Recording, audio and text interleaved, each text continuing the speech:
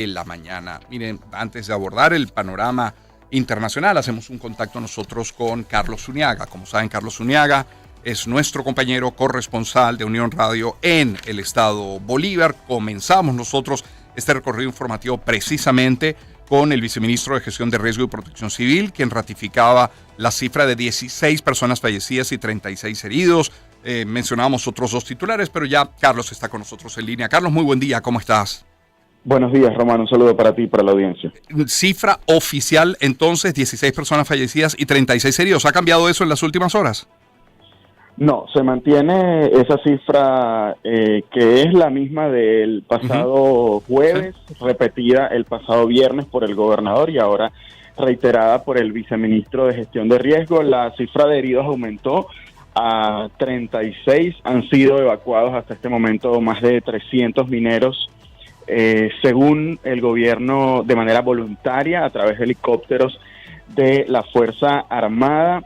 Entre los fallecidos hay personas de La Paragua, hay un joven del estado Sucre, hay otro joven del estado Zulia, hay también personas de Ciudad Bolívar, Puerto Ordaz y San Félix. En testimonios que nosotros recogimos en La Paragua de gente que se bajó, por cierto, de ese mismo helicóptero de la Guardia Nacional, de la Fuerza Armada, hablamos con una enfermera y ella nos decía que si bien es cierto, hay 16 fallecidos que llegaron a La Paragua, que los cuerpos fueron recibidos por la comisión del CICPC, ella contabilizó otros 3 fallecidos de la comunidad indígena que no fueron trasladados a La Paragua. Debemos reiterar que es un testimonio de esta enfermera que trató a las personas, que ella dice que atendió a los heridos y que vio los cadáveres, y ciertamente entre la lista de fallecidos oficial no hay ningún nativo de la comunidad indígena. Ella dice que estos cuerpos fueron extraídos por las comunidades de la zona y llevadas a sus territorios para darle sepultura de acuerdo con sus costumbres. Esta no es la cifra oficial, no es algo que las autoridades han dicho oficialmente, pero son los testimonios de la gente que se bajó de este helicóptero. El gobernador dijo el viernes en una rueda de prensa cerca del mediodía que las labores de búsqueda se podrían extender por lo menos por un mes, hasta que se compruebe que de hecho no hay más personas tapiadas, porque como ya hemos dicho acá en tu programa, es un testimonio recurrente de la gente de La Paragua. Ellos no saben exactamente decir un número específico, aunque la verdad algunas personas sí lo dicen, pero como son tan distintos los números que ellos dicen, es muy difícil siquiera tener alguna aproximación. Así que el único hecho hasta este momento es que las autoridades continúan las labores de búsqueda y que durante las últimas 48 horas no se ha encontrado ningún cuerpo. No hay un hallazgo que permita que esta cifra aumente. Ya, entonces cifra oficial, reiteramos, 16 personas fallecidas, 36 personas heridas. Está el testimonio de esta enfermera que habría visto otros 3 cuerpos. De nuevo, insistimos en lo que tú bien dices, no es una cifra oficial, pero se manejan otras, sin entrar en detalles de números, Carlos, pero se manejan algunas otras cifras, quizás productos de, a lo mejor, el trabajo, de la presión de los familiares, de otros mineros, el propio trabajo de la prensa. ¿Se habla de otras cifras? No, bueno, cuando nosotros llegamos a La Paragua, específicamente ese día, como seguramente se sabe, hubo una cifra que se difundió a través de medios internacionales, que fue una declaración que ofreció el alcalde. Ahora, ese dato de ese número mayor a 16 es algo que en el sitio no se puede probar. Y no se puede probar porque no hay esa cantidad de cuerpos. Los cuerpos que llegaron a La Paragua son los que las autoridades han dado como una cifra oficial. A 16 cadáveres se le realizó la autopsia correspondiente, se entregaron 16 cuerpos, se hicieron 16 entierros, así que esa es la cifra que incluso la prensa en el sitio puede confirmar y contrasta y comprueba con el testimonio, la declaración de las autoridades. Algunas personas en La Paragua dicen que sí, que hay más, y ellos basan esto en su experiencia, tanto los sobrevivientes cómo las personas del pueblo que no estuvieron allí, pero de pronto han ido a la mina, la conocen y dan estos testimonios. ¿Hay alguna lista de desaparecidos, por ejemplo, Carlos? De desaparecidos. No hay una lista de desaparecidos. Incluso nosotros, yo les preguntaba directamente a las personas porque, bueno, algunos de ellos hablaban del trabajo de la prensa, nos increpaban, nos decían que por qué decíamos 16 y ellos consideran que había mucho más. Y yo les decía que la manera en la que ellos podían ayudar a la prensa era tener una lista de desaparecidos y así nosotros también podríamos suministrar esa información. Pero la verdad es que la forma, el ecosistema en el que ellos trabajan en la mina, bueno, es un poco también en la sombra y muchos de ellos no quieren decir qué personas estaban allí, cuántas personas estaban allí, o dar el nombre de su pariente. Simplemente exigían que se mantuviera la búsqueda hasta que las autoridades consiguieran, según ellos, las otras personas que estaban allí. Otro dato que quería compartirte es que este desalojo que ha hecho ahora la Fuerza Armada, de alguna manera ya la gente de la Paragua lo sabía, y por eso, desde el viernes, decenas de mineros han estado saliendo en Curiaras con sus implementos. Algunos de ellos tenían sus negocios allá adentro, vendían comida, vendían otro tipo de productos, y todos ellos han ido saliendo porque también decían que generalmente cuando estos operativos se realizan, pues no solamente hay desalojos, sino también destrucción de campamentos y de los negocios que tienen ellos ahí. Así que este número oficial de 300 mineros que han sido desalojados podría ser mayor. Digamos, hay un subregistro de la gente que ha salido voluntariamente a través de sus propios medios, en lanchitas o en curiaras por el río La Paragua. Es la voz de Carlos Zuniaga, corresponsal de Unión Radio en el estado Bolívar. Carlos, en las últimas horas algunos en redes sociales, personas en redes sociales han hablado de un nuevo derrumbe. ¿Puedes confirmar o negar ese nuevo derrumbe allí en Buyaloca?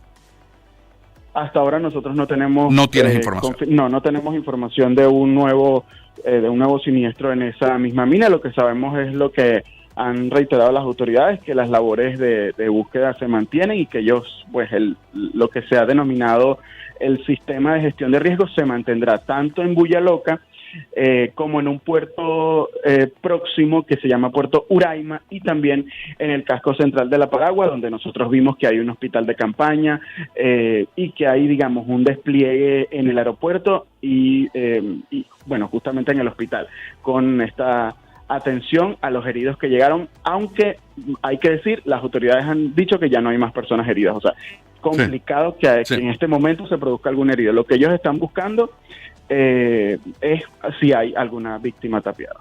Entendiendo, Carlos, la opacidad que envuelve todo este tema de la minería artesanal o ilegal, como ya directamente la menciona el propio Ejecutivo, ¿se puede saber, se tiene un mapa de cuántas minas podría haber allí en Bolívar que puedan estar corriendo el mismo riesgo? Siquiera aproximarse a una cifra extraoficial, aunque sea, de cuántas minas habría operando de la misma manera.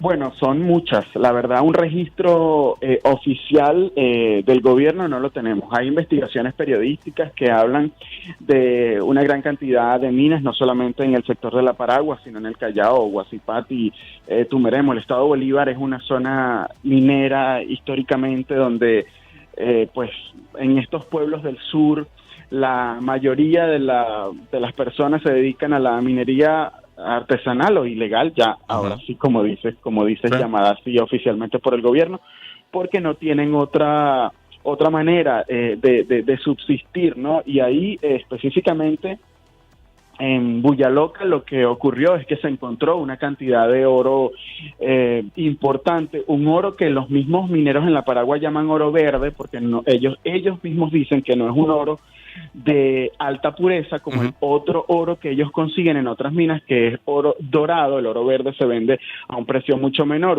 Un gramo de oro verde puede costar $40, mientras que uno de alta pureza puede estar en $55. Sin embargo, la cantidad que había en Buyaloca les llamaba la atención, porque aunque era de menor tenor, claro, por volumen era negocio, claro. Era un negocio rentable, y por eso todos acudieron allí en masa. Por ese mismo descontrol, esa algarabía y esa vamos a decir, sí, por eso el nombre, Bulla Loca, porque era realmente una situación de descontrol. Ellos no pueden ni siquiera calcular la cantidad de personas que había allí. Nosotros también le consultamos el viernes al gobernador sobre si ellos tienen de hecho alguna sospecha o indicio del control de algún grupo, y la verdad no pudimos obtener una respuesta precisa, porque es algo que dice la gente de la Paragua. No lo dicen abiertamente, evitan decirlo frente a una cámara o frente a una grabadora, pero sí nos hablan de la presencia de algún grupo, pero de nuevo es una hipótesis que el gobierno regional no nos confirmó directamente. Y ese es un buen punto para cerrar la conversación, es Carlos Zuniaga. Carlos, ¿han anunciado ya medidas las autoridades para evitar hechos similares? No en esa, en cualquier otra mina que opere de la misma manera. ¿Se habla de clausura de esta y de otras minas? ¿Se habla de responsables ya? Nosotros le preguntamos justamente al gobernador si estaban evaluando alguna clausura de la mina o mayor control, presencia de la Fuerza Armada o algún tipo de medida, ¿no? Sí. Y el gobernador nos respondió textualmente que eso era algo que no estaba en la mesa todavía, que ni siquiera se estaba hablando de clausurar la mina, justamente porque es una actividad, aunque artesanal y legal, es la que históricamente han trabajado los pueblos del sur. Decía él, lo que están ahora es pendientes de las tareas de atención a las víctimas y continuar con las labores de búsqueda, pero justamente ese tema de clausurar o tomar alguna medida no es algo que ahora mismo esté en discusión. Claro. Carlos, de nuevo agradecido, vaya semana de trabajo que has tenido. Carlos Zuniaga es nuestro corresponsal de Unión Radio en el estado Bolívar. 6:52 de la mañana, vamos con el panorama internacional. Planeta de Naciones Internacionales. 6:52, comenzamos con el conflicto entre Rusia y Ucrania por la invasión de Rusia a Ucrania. France 24 nos tiene que durante la conferencia de prensa Ucrania año 2024, el presidente de ese país, de Ucrania, Volodymyr Zelensky, respondió a las preguntas de periodistas de todo el mundo. Uno de los datos más importantes que reveló con respecto a la situación en terreno fue el número de víctimas ucranianas desde el inicio de la invasión rusa, que dijo asciende a 31,000, pero se negó a dar detalles sobre los heridos, aduciendo que si lo dijera, Rusia sabría cuánta gente abandonó el campo de batalla. Además, señaló que la presión rusa es bastante fuerte en algunas zonas y Ucrania ha reducido su ventaja en artillería. Alemania está apostando a reforzar la disuasión con Rusia. El canciller Olaf Scholz ha pedido a Alemania y a Europa que hagan un mayor esfuerzo en materia de defensa. Lo escuchamos. La agresión de Rusia contra Ucrania dura ya 2 años. El hecho de que las fronteras no pueden cambiarse por la fuerza, este principio cuidadosamente negociado, es pisoteado por Moscú todos los días. Rusia no solo ataca a Ucrania, también está destruyendo el orden de paz de Europa. Hemos sacado las únicas conclusiones correctas de este punto de inflexión. Apoyaremos a Ucrania en su autodefensa durante el tiempo que sea necesario. Y nosotros, Alemania y Europa, estamos haciendo más y debemos hacer aún más para que podamos defendernos eficazmente.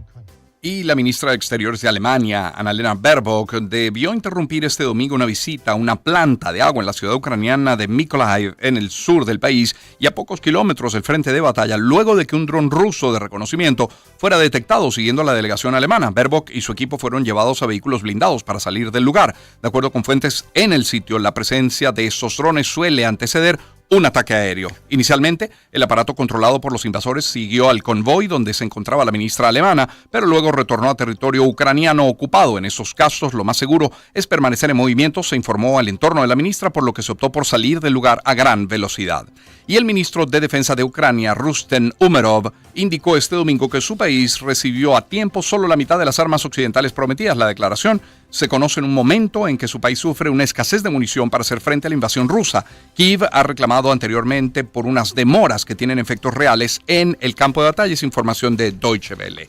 Y hay una más. En ese mismo portal, el Papa Francisco pide por la paz en Ucrania. El Papa suplicó que se encuentre un poco de humanidad para crear las condiciones para buscar una paz en Ucrania. Afirmó que esta guerra no solo está devastando Europa, sino que ha desatado una ola global de miedo y de odio.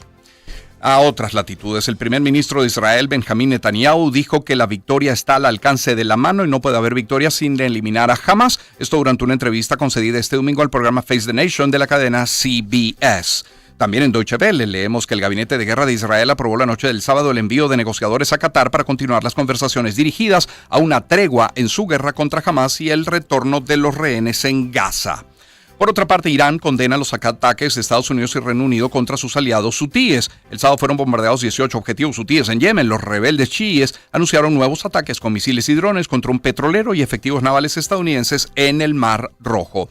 Y también es información, también es noticia que reabre la Torre Eiffel, la tiene Deutsche Welle. La sociedad concesionaria del emblemático monumento de París y los sindicatos de trabajadores alcanzaron un acuerdo. Unas 100.000 personas se quedaron sin poder subir esta atracción turística durante la huelga que duró una semana.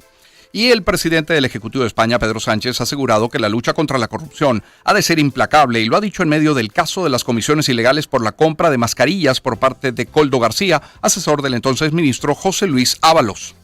Un gobierno que nació además de la necesidad de acabar con la corrupción de la anterior administración del gobierno del Partido Popular y que ha hecho además de su ejemplaridad y de la ejemplaridad su bandera. Una ejemplaridad absoluta, total, que no entiende de colores.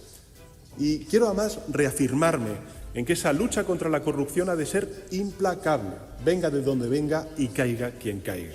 Vamos a Estados Unidos. Donald Trump arrasa en las primarias republicanas de Carolina del Sur, quise decirlo, tiene France 24. En Deutsche Welle leemos que la candidata republicana Nikki Haley, derrotada en esas primarias de Carolina del Sur, donde fue gobernadora, por cierto, durante 6 años, aseguró este domingo que seguirá en carrera por las presidenciales del partido contra Donald Trump, pese a que el expresidente le ganó por más de 20 puntos en el estado donde ella se supone era más fuerte. Me quedo en Deutsche Welle, pero me voy a México. El presidente de ese país, Andrés Manuel López Obrador, calificó este sábado de muy vergonzosa la filtración en redes sociales del número de teléfono de su hijo mayor, José Ramón López Beltrán. En Colombia, el Ejecutivo expresó este sábado su enérgico rechazo a lo que calificó de irresponsables declaraciones del presidente de Argentina, Javier Milei, quien se refirió a su homólogo colombiano, Gustavo Petro, como una plaga en el segundo incidente de este tipo en un mes. El gobierno de Colombia presenta su más contundente y enérgico rechazo ante las irresponsables declaraciones del presidente de la República de Argentina al referirse al presidente de la República de Colombia, Gustavo Petro. Lo dijo la Cancillería a través de un comunicado. Ahora, el presidente de Argentina, Javier Milei, advirtió este domingo que cortar el suministro de hidrocarburos tal como amenaza con hacerlo el gobierno de la sureña provincia argentina de Chubut implicaría volver o violar el derecho de la propiedad. Una más, la tiene F. Paraguay registró hasta febrero 2024 5 causas por femicidio, de acuerdo con los datos del Observatorio del Ministerio Público del país publicados el sábado mientras se celebró el Día de la Mujer en Paraguay. 6:57 minutos de la mañana. Cierro con la pauta publicitaria que teníamos prevista para esta hora, hablándoles de Renata. Y ese es el crunch de la wafer de Renata. Toda Venezuela sabe que la wafer es de Renata, la más rica, la más crujiente, con 4 capas de relleno y deliciosos sabores: vainilla, fresa, limón y chocolate. Disfruta y comparte el crunch de Renata. Sin duda, la wafer es de Renata y la felicidad incluye a la wafer de Renata. Síguelos en @productosrenata.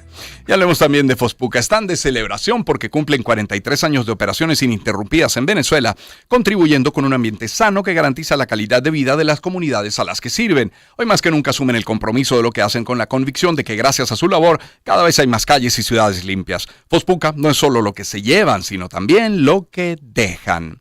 Y atención, este llamado es a modernizar la movilidad de tu organización con Ridery para empresas. Es mover al equipo de forma rápida por toda la ciudad con el panel para empresas de Ridery. Desde esa plataforma vas a poder gestionar tu presupuesto, cotizar traslados, programar viajes y mover a varios miembros de tu equipo de forma simultánea y con conductores certificados disponibles las 24 horas. Contacta al equipo de ventas de Ridery y usa el código ROMAN y así vas a obtener beneficios al abrir tu cuenta en el panel para empresas. Entonces, Ridery, panel para empresas, código ROMAN. Cierro hablándoles de Café Amanecer. Llega este nuevo amanecer, intenso como la noche, dulce como la mañana. Café Amanecer tiene 2 presentaciones en lata: intensa velada de tueste oscuro y dulce aurora de tueste medio. Colecciónalas, rinden tributo al país y a la caficultura. Café Amanecer, hecho con calidad, con tradición y con pasión. @Café Amanecer _ Vamos a hacer más adelante los titulares deportivos. Cerremos esta primera hora de nuestro programa con algo de buena música. Pese a todo